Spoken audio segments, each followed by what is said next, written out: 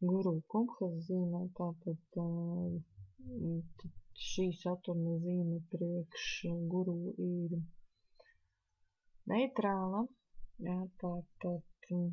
tā ir viena no tādām mistiskām zīmēm un tiek uzskatīts, ka tiem, kam guru ir ūdensvīrā, tad attiecīgi viņus var interesēt filozofija, jā, vai kaut kādi svētie raksti, vispār kaut kādas tādas ezotēriskas lietas, būs ļoti labsirdīgi pēc dabas un, teiksim, dzīves laikā viņi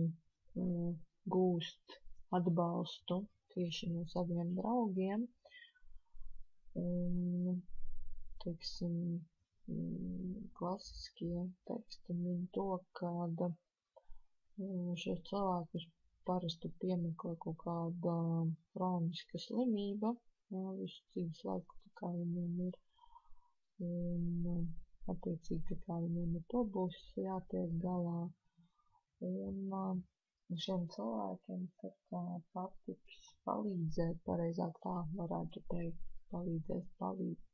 patiks palīdzēt zemāka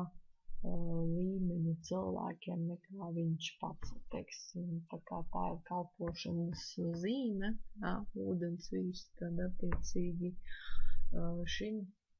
cilvēkam tā kā nebūs tik problēma pieiet pie vienalga kāda cilvēka un sniegt palīdzības roku. Tā kā, bet neskatoties uz to, cilvēkam ir tieksme zaudēt tieši naudas līdzekļus saistībā ar to, ka